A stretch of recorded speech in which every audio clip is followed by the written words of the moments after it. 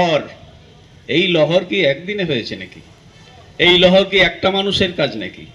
শত শত মানুষ প্রচারের আলোর বাইরে, ক্যামেরার ঝলকানি সেখানে নেই, সেখানে বলে না আমাকে দেখো, আমার কর্মকাণ্ডের প্রচার করো, কোনো প্রচার নেই, মাথা নিচু করে আর গ্রামে গঞ্জে ছুটে বেড়াচ্ছেন।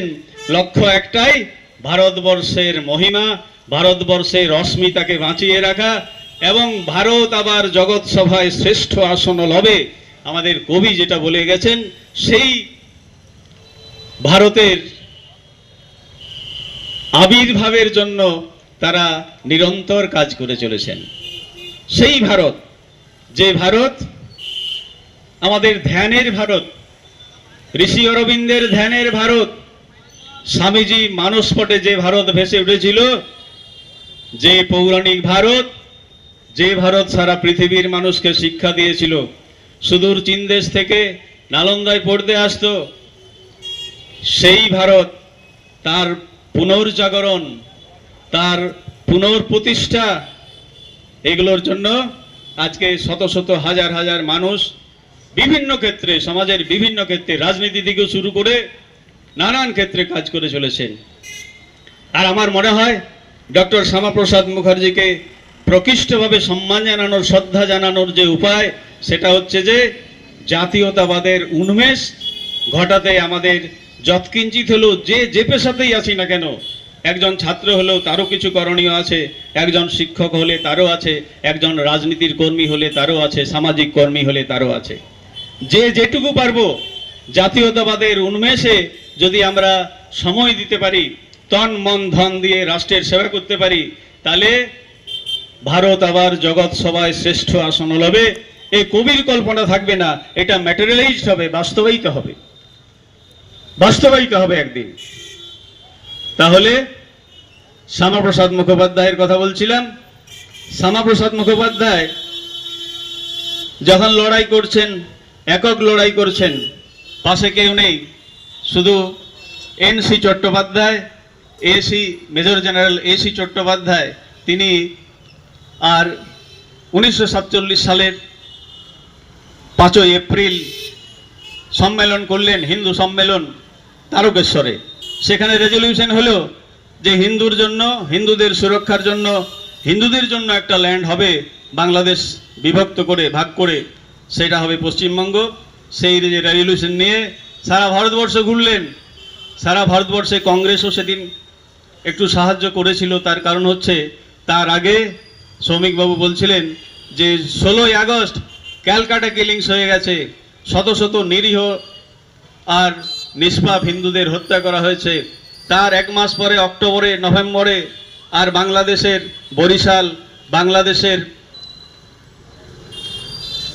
আরেকটা জায়গা কি যেন, হ্যাঁ নোয়াখালী, এই সমস্ত জায়গায় চরম বিভৎস হত্যাকাণ্ড হয়েছে। স্বাভাবিকভাবেই তখন দেশীয় নেতৃত্ব কংগ্রেসের একটু নরম হয়েছে, আর পশ্চিমবঙ্গ ভাগের পক্ষে তারা তাদের মৌন সম্মতি জ্ঞাপন করেছে।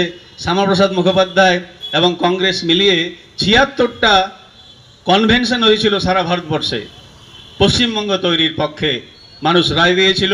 এবং অবশেষে সেই যে কাঙ্ক্ষিত দিন, আজকের দিন, 1947 সালের আজকের দিন এলো, এবং শ্যামাপ্রসাদ মুখার্জির উদ্যোগে তৎকালীন দলমত নির্বিশেষে, কি কংগ্রেস, কি কমিউনিস্ট, কি সমাজতান্ত্রিক, এমনকি অ্যাংলো ইন্ডিয়ান প্রতিনিধি যে ছিল, অ্যাংলো ইন্ডিয়ান প্রতিনিধি তখন থাকতো, যে ভারত শাসন আইন এসেছিল, তাতে সিটগুলো ভাগ হয়েছিল এইভাবে, সাম্প্রদায়িক বাটোয়ারা যাকে বলা হয়।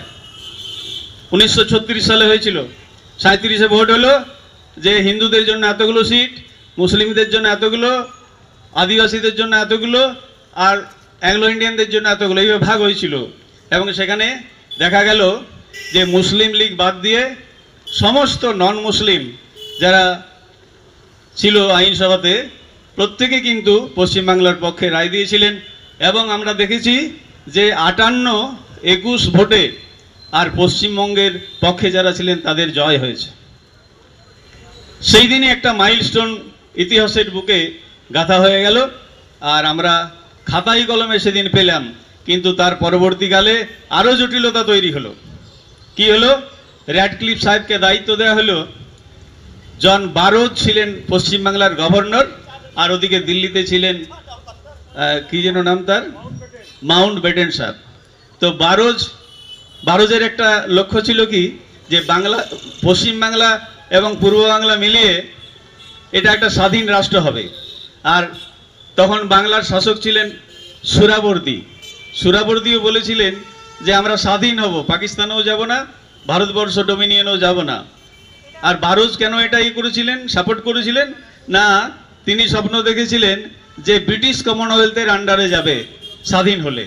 কিন্তু ওদিকে আলী জিন্নাহ খুব গোপের তলে হাসি দিচ্ছেন যে যাবে কোথায়, অবিভক্ত বাংলাদেশ মুসলিম সংখ্যাগরিষ্ঠ, অতএব আমাদেরই তাবেদার রাষ্ট্র হবে।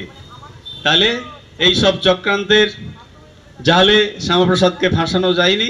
এবং রতনলাল ব্রাহ্মণ, জ্যোতি বসু, এরা পর্যন্ত, হেমন্ত বসু ফরওয়ার্ড ব্লকের, কিরণ শঙ্কর রায় যারা পশ্চিমবাংলা ভাগের বিরোধী ছিল প্রথম দিকে কংগ্রেসের, শরৎ বসু, এরা প্রত্যেকে আর পশ্চিমবাংলার পক্ষে ভোট দেয়, পশ্চিমবঙ্গ জন্ম নেয়। কিন্তু যেটা বলছিলাম যে র্যাডক্লিফ সাহেব যে ডিমার্কেশন লাইন আঁটলেন, সেখানে দেখা গেল যে তৎকালীন সময় দিনাজপুর, মালদা, মুর্শিদাবাদ এবং নদিয়া মুসলিম ডোমিনেটেড জেলা ছিল। তো শ্যামাপ্রসাদ দেখলেন এই চারটে জেলা র্যাডক্লিফ সাহেবের যা ডিসিশন, মানে জনভিত্তিতে হচ্ছে তো ভাগটা, আর বাংলাদেশে যদি চলে যায় তাহলে উত্তরবঙ্গ দক্ষিণবঙ্গ ডিটাচ হয়ে যাবে।